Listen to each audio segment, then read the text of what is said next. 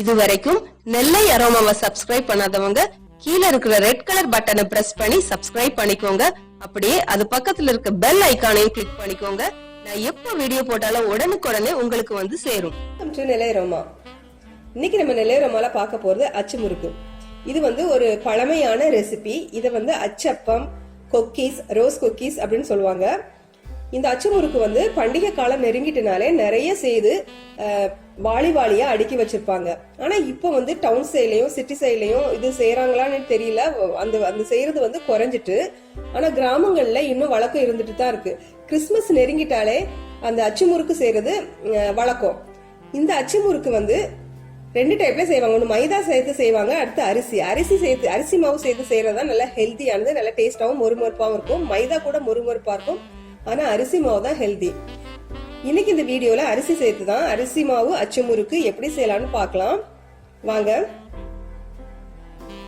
இந்த அச்சு முறுக்கு செய்ய அரிசி எடுத்திருக்கிறேன். இது 200 கிராம் அரிசி. நான் இன்னைக்கு குறைஞ்ச அளவுல தான் காமிக்கேன். உங்களுக்கு அதிகமா வேணும்னா இதை மல்டிப்ளை பண்ணிக்கோங்க. இது 100. நம்ம அரிசி சாதத்துக்கு அரிசி எடுக்கிறது 100 அளவு. இதுக்கு நான் இன்னைக்கு 2 கப் எடுத்திருக்கேன். 100 எடுத்திருக்கேன். 200 எடுத்திருக்கிறேன். 200 அரிசிக்கு 50 கிராம் சீனி. 200 அரிசி 50 கிராம் சீனி. அப்புறமா முட்டை இது ஒரு முட்டை. இதுல பாதி சேர்த்தா போதும். பாதி முட்டை. தேங்காய், இது ஒரு சின்ன தேங்காயில உள்ள பாதி, சின்ன தேங்காய் உள்ள பாதி. இதுலயுமே நீங்க அவ்வளவு அத்தனையும் போட வேண்டாம், இதுலயும் பாதி போட்டா போதும். சின்ன தேங்காயில உள்ள பாதியில பாதி. 3 ஏலக்காய், 1 டீஸ்பூன் எள்ளு. இப்போ இந்த அரிசியை நான் ஒரு 1.5 மணி நேரம் ஊற போட்டிருக்கேன். நல்லா கழுவிட்டு 1.5 மணி நேரம் ஊற போட்டு எடுத்துக்கோங்க. இந்த அரிசியை நல்லா ஃபேனு கடையில ஒரு 10 நிமிஷம் நல்லா பரப்பி விட்டுட்டு மிக்சில நல்லா மையா அரைச்சு எடுத்துட்டு வந்துடலாம்.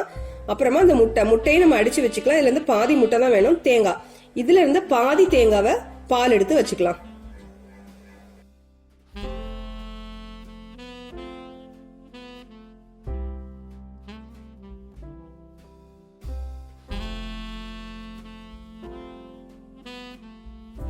இப்போ நம்ம மாவு சலிச்சு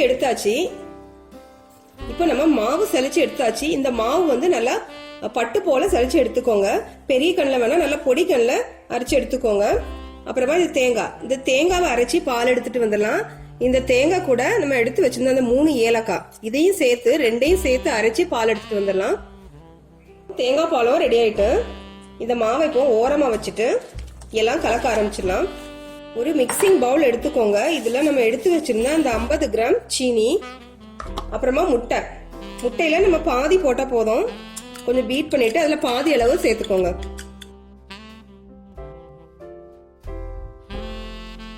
இப்போ இந்த முட்டையும் சீனியும் நல்லா அடிச்சு எடுத்துக்கலாம். அந்த சீனி நல்லா கரையணும், அந்த அளவுக்கு நல்லா கொஞ்சம் நல்லா அடிச்சு எடுத்துக்கலாம்.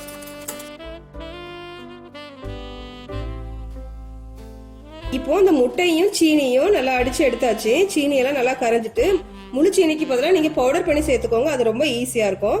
இப்போ இது கூட இந்த மாவை சேர்த்துடலாம்.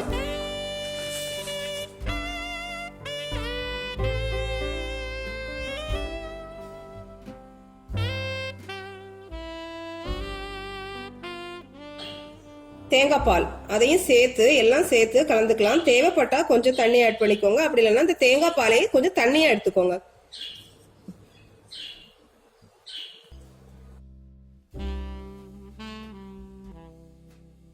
இப்ப பாருங்க, அச்சு முறுக்குக்கு மாவு கலந்தாச்சு. இந்த அச்சு முறுக்குக்கு கன்சிஸ்டன்சி ரொம்ப முக்கியம். மாவோட கன்சிஸ்டன்சி ரொம்ப தண்ணியா இருக்க கூடாது. தண்ணியா இருந்துச்சுன்னா அச்சுல ஒட்டாது. அப்புறமா இது கூட அந்த 1 டீஸ்பூன் எள்ளு,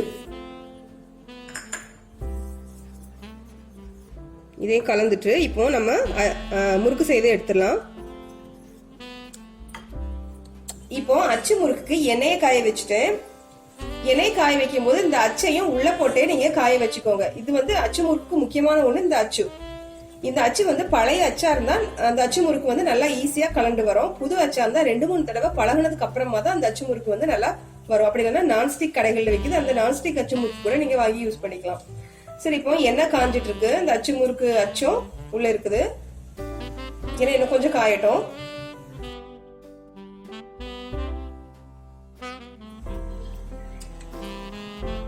இப்போ எண்ணெய் நல்லா காஞ்சிட்டு நம்ம அச்சு முறுக்கு செய்யலாம். இப்படி அச்சு எடுத்து நீங்க மாவுல முக்கிக்கோங்க. முழுவதும் முக்க கூடாது. ஒரு 3/4 வாசி போல முக்கிட்டு இது எண்ணெயில வச்சிடலாம்.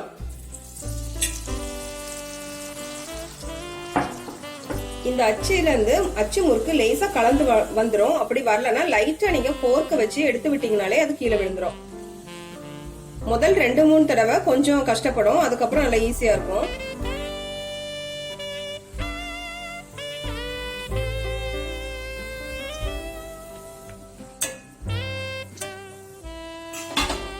இதுல முக்கியமான இன்னொரு விஷயம் என்ன அப்படின்னா, நீங்க அடுத்த முறுக்கு போடுறது வரைக்கும் இந்த அச்சு வந்து எண்ணெயில தான் முங்கி இருக்கணும். அப்பதான் வந்து அச்சு முறுக்கு நல்லா வரும். இப்போ இந்த அச்சு முறுக்கு வந்து நல்லா பிரவுன் ஆனதும் கொஞ்சமா நல்லா திருப்பி நல்லா வெந்ததுக்கு அப்புறமா நல்லா பிரவுன் கலர் ஆகும். அப்ப வந்து நம்ம எண்ணெயில இருந்து எடுத்து தட்டுல வச்சிடலாம், வேகட்டும்.